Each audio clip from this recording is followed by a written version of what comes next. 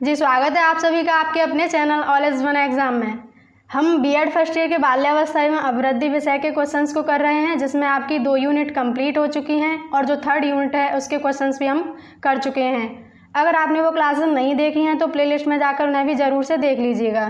तो आइए आज का अपना पहला क्वेश्चन देखिए और आंसर करिए कि अभिप्रेरणा का प्रत्याशा सिद्धांत किसने दिया है। आपसे पूछा गया है कि अभिप्रेरणा का प्रत्याशा सिद्धांत किसने दिया है। ऑप्शन ए है मास्लो ने, ऑप्शन बी है हर्जबर्ग ने, ऑप्शन सी है विक्टर ब्रूम ने, ऑप्शन डी है स्किनर ने। वो दिया है विक्टर ब्रूम ने। ठीक है, नेक्स्ट है आपका पियाजे के सिद्धांत के अनुसार प्राक संक्रियात्मक अवस्था की अवधि क्या है, यानी कि प्री ऑपरेशनल स्टेज की अवस्था क्या है। 0 से 2 वर्ष या 2 से 7 वर्ष या फिर 4 से 8 वर्ष या 5 से 8 वर्ष। आपको प्री कॉन्वेंशनल स्टेज की एज बतानी है, वो क्या है। तो आंसर रहेगा ऑप्शन बी। वैसे ये 2 से 6 वर्ष होती है ज़्यादातर, इसमें 2 से 7 दिया हुआ है। नेक्स्ट है आपका इनमें से कौन सा मनोवैज्ञानिक भाषा विकास से संबंधित है। ऑप्शन ए है अल्फ्रेड बिने, ऑप्शन बी है चॉम्स्की, ऑप्शन सी है पावलोव, ऑप्शन डी है मास्लो। बताइए आंसर क्या रहेगा इसमें आपका आंसर रहेगा ऑप्शन बी। चॉम्स्की के अनुसार बालक भाषा सीखने की जन्मजात क्षमता के साथ पैदा होता है, यानी कि बच्चे में भाषा सीखने की इनेट कैपेसिटी होती है। इन्होंने ये भी बताया है कि जो 5 वर्ष का बालक है उसे आप कितनी भी भाषाएं आसानी से सिखा सकते हैं। ठीक है, और जो बिने हैं इन्होंने बुद्धि का परीक्षण दिया है, और जो पावलोव हैं इन्होंने क्लासिकल कंडीशनिंग की थ्योरी दी है, और मास्लो ने हायरार्की ऑफ नीड का सिद्धांत जो है दिया है। नेक्स्ट है आपका थॉर्नडाइक ने अपने सिद्धांत को किस शीर्षक से सिद्ध किया है, यानी कि उनके सिद्धांत का नाम पूछा गया है आपसे। ऑप्शन ए है अधिगम से प्रयास एवं भूल, इसे प्रयास एवं त्रुटि भी बोलते हैं वैसे, और ऑप्शन बी है संकेत अधिगम, ऑप्शन सी है संज्ञानात्मक अधिगम, ऑप्शन डी है स्थान अधिगम। आंसर क्या है, आंसर ए है। इसे प्रयास एवं त्रुटि के नाम से भी जानते हैं। नेक्स्ट है आपका पियाजे के सिद्धांत का विचार क्या है। ऑप्शन ए है कार्य क्रिया का अर्जन, ऑप्शन बी है आत्मीकरण होगा, इसमें लिखा हुआ है सात्मीकरण, सात्मीकरण कोई शब्द नहीं होता, आत्मीकरण होता है। ऑप्शन सी है निर्माण और खोज, ऑप्शन डी है उपयुक्त सभी। बताइए आंसर करिए, आंसर क्या रहेगा, उपयुक्त सभी। नेक्स्ट है आपका आत्मकेंद्रिता यानी ईगो सेंट्रिसिटी का विकास होता है। जो बच्चा ईगो सेंट्रिक होता है वो किस अवस्था में होता है। ऑप्शन ए है पूर्व संक्रियात्मक अवस्था में, ऑप्शन बी है ठोस संक्रियात्मक अवस्था में, ठोस को अमूर्त संक्रियात्मक अवस्था भी कहते हैं। नेक्स्ट है संवेदी पेशी अवस्था में, ऑप्शन डी है इनमें से कोई नहीं। ईगोसेंट्रिक किस एज में होता है बच्चा, आंसर क्या रहेगा, ऑप्शन ए। नेक्स्ट है आपका लॉरेंस कोहलबर्ग का सिद्धांत किस आयु वर्ग के लिए है। ऑप्शन ए है 10 से 16, ऑप्शन बी है 8 से 10, ऑप्शन सी है 0 से 2 वर्ष, ऑप्शन डी है 15 से 18 वर्ष। इस क्वेश्चन का आंसर आपको कमेंट बॉक्स में करना है। तो आइए नेक्स्ट क्वेश्चन देखते हैं। नेक्स्ट है आपका वाइगोत्स्की के विकास सिद्धांत में महत्वपूर्ण स्थान किसका है। भाषा का, ऑप्शन बी है सामाजिक कारकों का, ऑप्शन सी है ए और बी दोनों का, ऑप्शन डी है इनमें से कोई नहीं। बताइए आंसर क्या रहेगा, ऑप्शन सी। नेक्स्ट है आपका पियाजे ने संवेदी पेशी अवस्था को कितनी उपअवस्थाओं में बांटा है। ऑप्शन ए है 5, ऑप्शन बी है 4, ऑप्शन सी है 3, ऑप्शन डी है 6। आंसर रहेगा ऑप्शन डी। जो पहली अवस्था है जिसे सेंसरी मोटर कहते हैं उसे जीन पियाजे ने 6 भागों में बांटा है। नेक्स्ट क्वेश्चन है आपका लॉरेंस कोहलबर्ग ने नैतिक विकास की कितनी अवस्थाएं बताई हैं। ऑप्शन ए है प्राक रूढ़िगत नैतिकता का स्तर यानी कि पूर्व परंपरागत स्तर, ऑप्शन बी है रूढ़िगत नैतिकता का स्तर यानी परंपरागत स्तर, ऑप्शन सी है उत्तर रूढ़िगत नैतिकता का स्तर यानी उत्तर परंपरागत स्तर। आंसर क्या रहेगा? Option D. इन 3 अवस्थाओं में नैतिक विकास के स्तर बताए हैं उन्होंने। तो नेक्स्ट है आपका वाइगोत्स्की के संज्ञानात्मक विकास सिद्धांत का दूसरा क्या नाम है? ऑप्शन ए है सामाजिक सांस्कृतिक सिद्धांत, ऑप्शन बी है नैतिक सिद्धांत, ऑप्शन सी है प्राचीन अनुबंध सिद्धांत, ऑप्शन डी है समूह कारक सिद्धांत। आंसर क्या रहेगा? आंसर रहेगा ऑप्शन ए। इसका दूसरा नाम है सोशियो कल्चरल थ्योरी। नेक्स्ट है आपका घटना और वस्तुओं के बारे में एक बच्चा तार्किक रूप से सोच सकता है।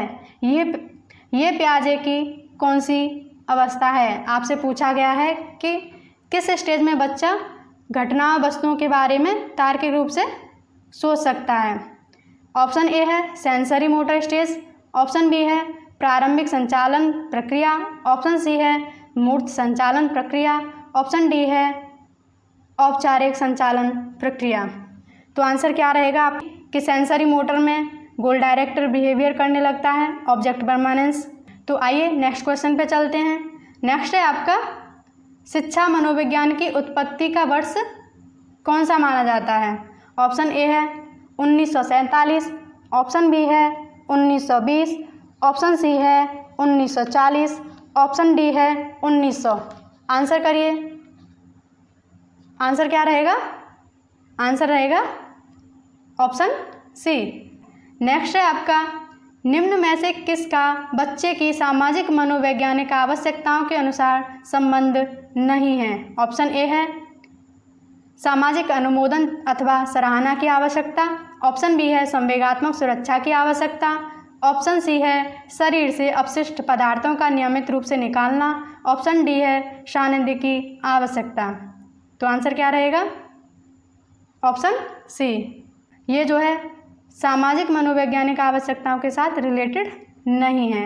नेक्स्ट है आपका बच्चे दुनिया के बारे में अपनी समझ का सृजन करते हैं, ऐसा कहने का श्रेय जो किसे जाता है? ऐसा किसने कहा है? ऑप्शन ए है पियाजे ने, ऑप्शन बी है पावलोव ने, ऑप्शन सी है कोलबर्ग ने, ऑप्शन डी है स्किनर ने। आंसर रहेगा ऑप्शन ए। नेक्स्ट है आपका कौन सा सिद्धांत व्यक्त करता है कि मानव मस्तिष्क एक बर्फ की बड़ी चट्टान के समान है जो कि अधिकांशतः छिपी रहती है एवं उसमें चेतन के 3 स्तर हैं। चेतन के कौन से 3 स्तर हैं?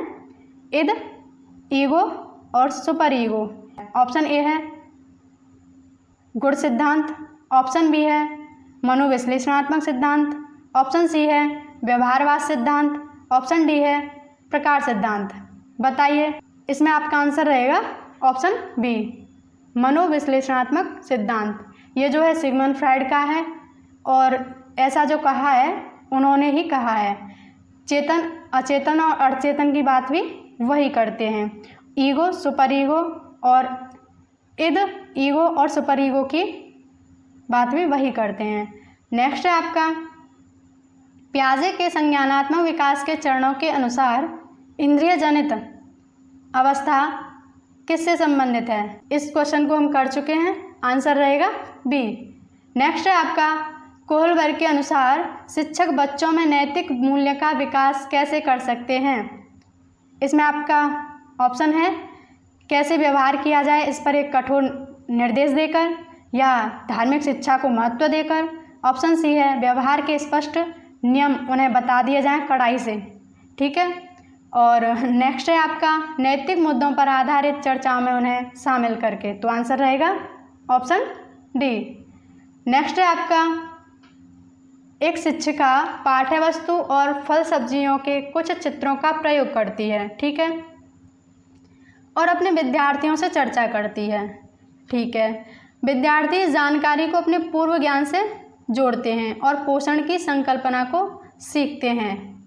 ये जो है किस तरीके के उपागम पर आधारित है? आंसर क्या रहेगा? आंसर रहेगा ऑप्शन ए, क्योंकि इसमें जो शिक्षिका है वो अभ्यास पर जोर नहीं दे रही है और जो शास्त्रीय अनुबंधन का सिद्धांत, पुनर्वलन का सिद्धांत है, ये व्यवहारवादी सिद्धांत हैं। ये जो है अभ्यास पर अधिक बल देते हैं। नेक्स्ट है आपका वायोगॉस्की के सिद्धांत का क्या निहितार्थ है। ऑप्शन ए है प्रारंभिक व्याख्या के बाद कठिन सवालों को हल करने में बच्चे की सहायता न करना। ऑप्शन बी है सहयोगात्मक समस्या समाधान। ऑप्शन सी है प्रत्येक विद्यार्थी को व्यक्तिगत रूप से प्रोजेक्ट दिया जाए। ऑप्शन डी है बच्चे उन बच्चों की संगति में श्रेष्ठतम रूप से सीख सकते हैं जिनका IQ उनके IQ से कम होता है। ऐसा नहीं हो सकता, जिनका IQ कम हो उनसे क्या सीखेगा बच्चा।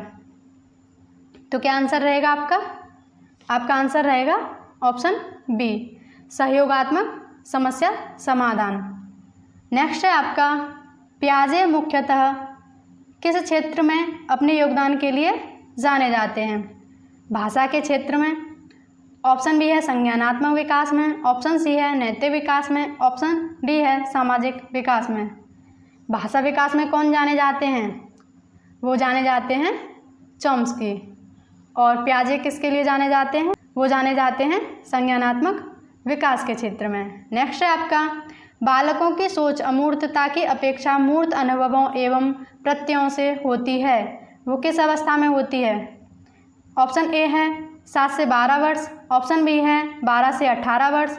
ऑप्शन सी है 2 से 7 वर्ष। ऑप्शन डी है 0 से 2 वर्ष। तो आंसर क्या रहेगा, ये आंसर रहेगा आपका ऑप्शन ए। नेक्स्ट है आपका पियाजे के अनुसार विकास की पहली अवस्था के दौरान बच्चा किससे बेहतर सीखता है। ऑप्शन ए है निष्क्रिय शब्दों को समझने द्वारा। ऑप्शन बी है अमूर्त तरीके से चिंतन द्वारा। ऑप्शन सी है भाषा के नए अर्जित ज्ञान के अनुप्रयोग द्वारा। ऑप्शन डी है इंद्रियों के प्रयोग द्वारा। पहली अवस्था में बच्चा किससे सीखता है, नाम क्या है पहली अवस्था का, संवेद पेशीय अवस्था और इंद्रियगामक अवस्था। तो किससे सीखेगा बच्चा, किससे सीखेगा बच्चा सीखेगा अपनी इंद्रियों से। तो आंसर रहेगा ऑप्शन डी। नेक्स्ट है आपका पियाजे के अधिगम के संज्ञानात्मक सिद्धांत के अनुसार वह प्रक्रिया जिसके द्वारा संज्ञानात्मक संरचना को संशोधित किया जाता है क्या कहलाती है। ऑप्शन ए है प्रत्यक्षण। ऑप्शन बी है समायोजन। ऑप्शन सी है समावेशन। ऑप्शन डी है स्कीमा। प्रत्यक्षण कहते हैं परसेप्शन को। और जो ये बताइए परसेप्शन बनता कहाँ है, किसी से मिलने के बाद हम उसके बारे में कोई अवधारणा बनाते हैं कि नहीं बनाते। तो वो बनती कहाँ है, वो बनती है हमारे माइंड में। तो वो जहाँ बनती है उसे कहते हैं स्कीमा। समायोजन कहते हैं कि हमारे पास जो ज्ञान है उसमें मॉडिफाई करना। आंसर रहेगा ऑप्शन बी, उसे कहेंगे समायोजन। इसे इंग्लिश में अकोमोडेशन कहते हैं। ठीक है, तो आइए नेक्स्ट क्वेश्चन की ओर चलते हैं। बुद्धि का तरल मोज़ेक मॉडल किसने दिया है। ऑप्शन ए है केटल ने। ऑप्शन बी है गिलफोर्ड ने। ऑप्शन सी है थरस्टन ने। ऑप्शन डी है स्पीयरमैन ने। बुद्धि का जो तरल मोज़ेक सिद्धांत है वो किसने दिया है, वो दिया है आपका रेमंड केटल ने। इन्होंने बताया है कि बुद्धि के जी कारक के अलावा भी 2 फैक्टर होते हैं। वो कौन से होते हैं, वो होते हैं तरल और ठोस बुद्धि। और जो गिलफोर्ड ने दिया है ना, वो भी बुद्धि का सिद्धांत दिया है। इनके सिद्धांत को कहते हैं मल्टीपल फैक्टर थ्योरी। और थरस्टन ने भी दिया है, इनके सिद्धांत को कहते हैं समूह कारक सिद्धांत यानी कि ग्रुप फैक्टर थ्योरी। और स्पीयरमैन के सिद्धांत को कहते हैं 2 फैक्टर थ्योरी। इन सभी ने बुद्धि का सिद्धांत जो है दिया है। तो आइए नेक्स्ट क्वेश्चन की ओर चलते हैं। नेक्स्ट है आपका संज्ञानात्मक विकास निम्न में से किसके द्वारा समर्थित होता है। ऑप्शन सुनिए। ऑप्शन ए है उन गतिविधियों को प्रस्तुत करना जो पारंपरिक पद्धतियों को सुदृढ़ बनाए। ऑप्शन बी है एक समृद्ध और विविधतापूर्ण वातावरण उपलब्ध कराना।